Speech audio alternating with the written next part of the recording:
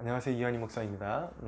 말씀드린 것처럼 제가 지금 코로나 양성 판정을 받고 격리 기간을 보내고 있습니다. 그래서 공식적으로는 단회서기가 좀 힘든 상황이기 때문에, 그렇지만 이제 새벽에 여러분들과 나누고 싶어서 준비한 말씀이 있었는데 그냥 놔두기에는 너무 아까워가지고 이렇게라도 좀 나누고 싶어서 카메라를 켜게 되었습니다. 아울러서 아까 이전 영상에서 어필이 좀 덜 된 부분이 있는데, 분명한 것은 지금의 코로나 이 현상이 국민을 그렇게 억압할 만한 그 명분이 절대로 되지를 않는다. 종교의 자유를 억압하고 또 상권을 억압하고, 네, 이런 명분이 절대로 되지 않는다라는 걸 다시 한번 어필하고 싶고요. 분명한 것은 지금 QR 체크니 뭐 출입 명분이 이런 거 다 사라졌잖아요. 왜냐하면 그것이 실제적인 코로나를 잡는데 전혀 도움이 되지를 않는다라는 결론에 달한 것이고, 일일이 추적할 수도 없다라는 결론에 달한 것이고, 그것으로 코로나를 실제적으로 잡아가는데 어떤 도움도 받을 수 없다라는 것을 시인하고 있는 것이죠. 그럼에도 불구하고 그동안 그렇게 치밀하게 이제 조사를 해가지고 특별히 그 동선에 교회가 껴있든지, 심지어는 어떤 사건까지도 있었냐면 유도 질문으로 교회 다니냐고 물어보고, 교회 다닌다 그러면 교회 갔다 왔냐 물어보고, 그렇다 그러면 그 수많은 동선 가운데 한번 지나갔던 그 교회를 표적으로 삼아가지고 교회발이다, 교회발이다 그렇게 해서 수많은 교회들을 폐쇄시키고 또 악의적으로 보도하게 하고, 이런 이제 행태를 해왔단 말이에요, 이 정부가.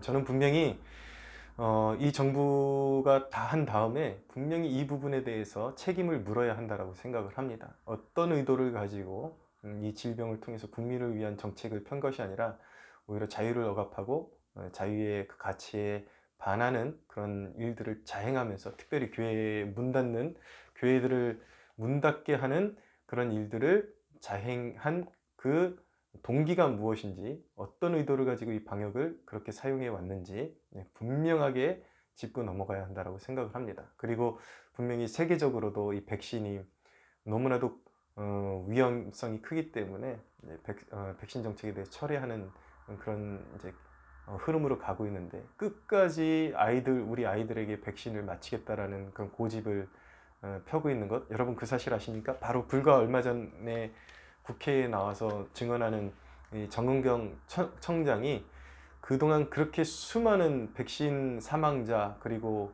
심각한 부작용에 대해서 인과성이 없다 그렇게 이야기하면서, 어떤 의원이 그럼 청장님은 백신 맞으셨습니까? 라고 물어봤을 때 본인은 아직도 맞지 않았다고 그렇게 이야기를 했었습니다. 영상도 남아 있습니다. 그 영상이 YTN, 심지어는 정부의 그런 어용 노릇하는 YTN까지도 그 영상이 지금 뜬 적이 있습니다. 아마 남아 있을 겁니다. 분명히 책임을 물어야 되고, 왜 그렇게 비정상적인 아집으로 정책으로 그렇게 국민들을 괴롭혀 왔는지 책임을 묻게 하고, 문재인 정부가 그 책임을 지고 그 책임에 대한 합당한 응징을 받을 수 있도록 저는 그렇게 철저하게 진상조사를 해야 된다라고 그렇게 생각을 합니다. 예. 그 부분은 그렇고, 좀 은혜로운 얘기 하기 원하는데요. 오늘 누가복음 15장 11절에 32절 탕자에 관한 기사입니다. 여기 말씀을 묵상하다 보면 여러 가지 은혜로운 그런 대목들이 있는데, 탕자가 우리가 알고 있는 것처럼 아버지의 그 분깃을, 자기에게 속한 것을 먼저 달라 그래서 이제 아버지의 품을 떠나는 데서 인생의 비극이 시작되게 됩니다. 그렇게 요구하지 않아도 아버지의 그 모든 소유가 탕자의 것인데, 사실은 자녀를 길러보면 그 원리를 알게 되거든요. 자녀가 10원 한 푼 없어도 아버지와 손잡고 걸어가면 배고프면 아버지가 그 먹을 것을 사주고 또 필요를 채워주고 공급해주는 게 아버지의 그런 의무죠. 책임이고, 사실은 자식이 1,000원짜리를 가지고 아버지를 떠나는 것보다 그냥 아버지 곁에 머무는 것이, 사실은 우리가 이제 그게 육적인 사고방식과 영적인 사고방식의 큰 차이인데, 많은 사람들이 예수님을 믿으면서도 영적인 사고방식으로 건너가지를 못하고 있어요. 여전히 자기 힘으로 살아가려고 하는, 그리고 자기가 뭔가 손에 쥐고 있어야만 평안을 누리는, 그것이 바로 육적인 사고방식이거든요. 근데 영적인 사고방식은 그걸 초월하는 것입니다. 내게 쌓아둔 것 없어도 내 아버지의 부요하심 안에서 평안을 누리는 것이 영적인 사고방식이거든요. 근데 이 탕자가 그것을 모르고 자기 아버지의 소유로 그것이 남아있는 한 그것은 영구한 그 자산이 되는 것이고, 그것을 아버지께로부터 분리해서 자기가 소유하기 시작하는 순간부터 그거는 한계에 이제 봉착하는 자원에 불과하다라는 것을 탕자가 몰랐던 것입니다. 이것이 우리의 삶의 영적인 원리로 적용이 돼야 돼요. 우리가 고아들의 아버지 조지 밀러의 그런 전기를 통해서 큰 은혜를 경험하는데, 조지 밀러가 제도권 안에서 그 고아원을 했다면 월 얼마의 그런 정부로부터 받는 지원을 가지고 아이들을 기를 수도 있었는데, 안정감 있게 기를 수도 있었는데, 단 10원 한 푼도 지원을 받지 못할 것을 알면서도 정부의 지원을 받는 그런 고아원을 차리지 않고 철저히 하나님을 의존하는 그런 고아원을 차렸단 말이에요. 그 이유에 대해서 물어보니까 조지 밀러가 대답하기를 이렇게 대답하는 것이었습니다. 제도권 안에서 고아원을 하는 것은 예를 들어서 20명만을 케어할 수 있는 재원을 이제 담보로 해서 고아원을 이제 내게 되면은 그 20명밖에는 못 먹인다라는 거예요. 근데 이 공급의 영적인 원리를 깨달은 조지 밀러는 하나님께 구하면 그 이상도 하나님께서 고아들을 먹이실 수 있게 하신다라는 그 하나님의 권능을 체험했기 때문에 지금 당장 10원 한 푼 자기가 모아둔 것 없고 가진 것 없어도 하나님만을 믿고 고아원을 운영했을 때 2,000명까지도 그 이상까지도 먹일 수 있는 능력을 하나님이 공급해 주신다는, 그러니까 제도권은 항상 정해져 있지만, 그 한계가 정해져 있지만 하나님께로부터 오는 그 권능은 먹여야 될 고아들이 부지기수로 계속 늘어난다 할지라도 그것을 다 먹일 수 있는 능력이 되기 때문에 그렇게 그런 이유 때문에 조지 밀러가 제도권을 이용하지 않고 철저히 하나님 앞에 무릎 꿇고 기도해서 그 공급을 신뢰하는 쪽으로 선택을 했다라는 간증을 듣게 됩니다. 네, 하나님의 능력을 의존해서 살아가는 것이 오히려 내가 가진 것 없어도 훨씬 더 무한한 그 무궁한 그 자원을 누릴 수 있는 확고한 길이라는 것을 알게 되는 것입니다. 인간이 무한한 하나님의 그 영광의 보좌를 떠나는 순간 유한한 것들을 붙잡고 살아가야 함을 인간이 어리석어서 잘 모르는 것입니다. 그래서 인간이 하나님을 떠나는 것을 쉽게 생각하고 하나님의 품을 이제 저버리고 떠나는 일들을 자행하게 되는 것이죠. 그러나 하나님을 떠나서 내 힘으로 모든 자원을 긁어 모아서 행복해질 수 있다라고 생각하겠지만, 무한하신 하나님의 영광을 떠나게 되면 유한한 자기의 자원으로 살아가야 되는 것이죠. 그러나 거기에는 그것은 분명히 한계가 있고 유한한 것입니다. 진정한 만족, 진정한 기쁨, 진정한 평안은 하나님을 떠나서는 결코 누릴 수가 없게 되는 것입니다. 그래서 늘 하나님을 떠나서는, 하나님을 등지고 떠나서는 늘 그 한계 속에 봉착하면서, 이상하게 성경에 그런 말씀 있잖아요. 왜? 많이 모아도 배부르지 못하고 아무리 많은 것을 가져도 그것을 다 누리지도 못하는, 그것이 이제 사실은 그 영적인 저주와도 같은 것인데, 하나님을 떠나서는 그 저주의 삶을 살 수밖에 없다라는 것입니다. 근데 많은 사람들이 그 영의 눈이 띄어지지를 않기 때문에 그런 삶을 자발적으로 선택해서 이제 뛰쳐 나가게 되는 것입니다. 결국 영원이라는 관점에서 봤을 때는 하나님을 등지고 자기의 유한한 그런 자원을 의지해서 살아가게 되면 그것이 결국 저주가 될 수밖에 없고 영원한 이제 파멸로 이제 치닫게 되는 것이죠. 그렇게 인간의 인생이 파멸의 길로 이제 걸어가게 되는 것입니다. 여러분들이 오해 없이 들으셨으면 좋겠는데, 가진 것이 죄가 될 수는 없죠. 하나님께서 청지기적으로 잘 관리하게끔 재물을 주신 것도 분복의 일부분이고, 그렇지만 예수님 밖에 있는 사람들을 보십시오. 하나님 밖에 있는 사람들. 저는 가끔 가다가 이렇게 매체를 통해서 재벌들이 인생의 끝자락에 이제 휠체어 타고 나와가지고 이제 너무 가진 것도 많고 인생의 가장 최고 고급의 재원들로 다 채우고 있지만 이제는 자기의 멋진 자가용도 탈 수 없고 병원 병실에서 코에 호스 끼고 죽을 날을 기다리는 그 모습 바라보면서, 그리고 그러니까 완전히 그냥 그 뭐죠? 이 완전히 그 얼굴도 완전히 이제 진짜 해골만 남아가는, 그렇게 병들어가는 모습, 그런 걸 보면서 정말 인생의 말로가 저런 것이구나라는 것을 저는 참 자주 느끼거든요. 아무리 많은 것을 가지면 뭐하고 이 사회에서 성공했으면 뭐하겠습니까?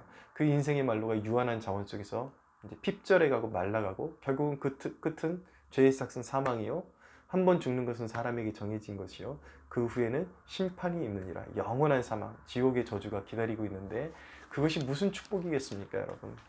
그렇지만 하나님 아버지 안에 있는 인생은 많은 그리스도인들이 어떤 경우에는 참 윤택한 삶을 사는 경우도 있지만, 어떤 그리스도인들은 또 다 해석할 수 없는 그 고난 가운데서 많은 역경을 이기면서 살아가야 되는 사람들이 있는데, 분명한 것은 무엇이냐면 하나님 나라에서는 그 비밀이 다 풀어지고 그 이유가 다 밝혀지게 되고, 분명한 것은 무엇이냐면 하나님 안에는 무한한 자원이 있고, 아무리 현세에서 그런 어떤 풍족한 것 같이 그렇게 쌓아놓고 사는 삶은 아니라 하더라도 분명히 영적인 공급이 있고 부족함이 없고 항상 하나님의 선하심과 자비하심을 경험하면서 살게 된다는 것은 자명한 것입니다. 왜냐하면 하나님은 완전하시고 하나님께는 부족함이 없으시기 때문인 것이죠. 그런데 그렇게 탕자가 아버지 품을 떠났다가 이제 거지가 되어가지고 돼지 쥐염 열매로 배를 채우고자 할지라도 그것조차도 얻어먹을 수 없는 상태가 되어서 이제 후회하고, 이제 자신이 하늘과 아버지께 죄를 지었으니 자기가 품꾼의 하나같이 이제 아들의 대우를 받는 건 고사하고 종처럼 대우를 받아도 감사할 것이라는 그 마음을 가지고 아버지께로 돌아가는데, 탕자의 아버지가 그 아들을 얼마나 기다렸는지 멀리서 오는 아들을 보고 뛰쳐나가가지고 아들을 꼭 안아주는 그 대목이 바로 오늘 말씀입니다. 돌아오는 탕자를 아버지가 얼써 안아주셨습니다. 그리고 그뿐만 아니라 탕자는 자기가 이제는 아들의 대우를 받을 것이라고 그렇게 기대하지도 않았습니다. 종과 같이 대우를 받아도 그래도 아버지 품으로 돌아가겠다고 그렇게 돌아왔는데, 이 아버지는 이 죄인인 탕자에게 전혀 어울리지 않는 대우를 해줍니다. 막 송아지를 잡아서 잔치를 해주고 금가락지를 손에다 껴주고 최고의 좋은 대우를 해주죠. 여러분, 세상에서 죄인이 회개했다라고 용서해 줍니까? 죄인은 죄값을 그대로 감옥에서 치러야 합니다. 죄인이 그것을 회개했다 그래서 상을 주는 그런 법칙은 세상에선 존재하지 않습니다. 그러나 하나님의 나라는 얼마나 정말 영화롭고 아름답고 은혜스러운지요. 아들이 회개하고 돌아왔다고 죄인이 탕진하고 돌아왔는데 가장 좋은 것으로 입혀주고 잔치를 베풀어주고 죄인이 회개했다고 상 주는 것, 그것은 하나님 나라의 원리밖에는 없는 것입니다. 우리가 회개했을 때에 우리는 정말 가치 없는 존재이지만 그냥 회개했다라는 그 이유만으로, 그리고 그 십자가에 보일 의지에서 하나님 전적으로 신뢰하고 믿음으로 하나님의 자녀가 되었다는 그 이유만으로 하늘의 상을 베풀어 주시고 우리에게 벅찬 사랑을 베풀어 주시는 것, 그것은 세상의 원리로 이해할 수 없는 것이고 오직 하나님 나라에서만 가능한 원리인 것입니다.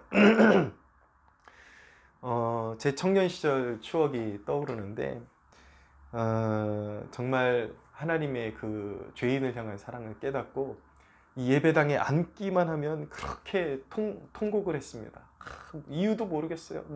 그냥 하나님 제가 거짓말해서 잘못했어 이 정도가 아니라 그렇게 그냥 깊은 그런 통회의 마음이 우러나오면서 그렇게 콧물 눈물 다 쏟아내면서 예배당에 앉기만 하면 그렇게 통곡했던 기억이 납니다.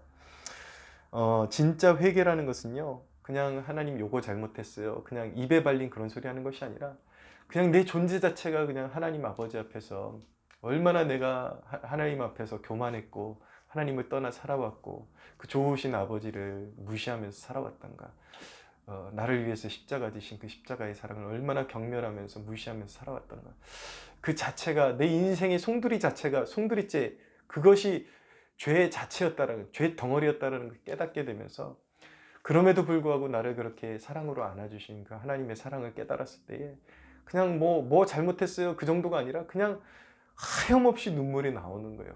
매일. 근데 참 아이러니했던 게 그렇게 통해의 눈물을 쏟을 때에 알 수 없는 하늘의 평강이 제 마음 가운데 그 회개의 눈물과 함께 그 내가 용서함 받은 하나님의 아들이 되었다, 자녀가 되었다는 그 기쁨, 그 기쁨이 어디서 그렇게 막 솟아오르는지요.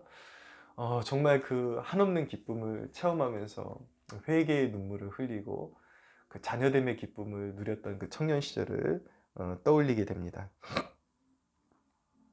모든 것이 은혜라는 것을 깨달았을 때에 회개하고 나니까 예배할 수 있다라는 것도 은혜요. 봉사할 수 있다라는 것도 은혜요. 내가 하나님 앞에 모든 것을 헌신할 수 있는 모든 것이 사실은 하나님께서 내게 주신 새로운 인생, 새로운 생명 때문에 새롭게 태어나게 만드신 그 은혜 때문에 가능해졌다는 것을 깨닫고 나면서 모든 것이 은혜라는 것을 깨닫고 그 영적인 그 기쁨을 정말 누리면서 살 수밖에 없었던 것입니다.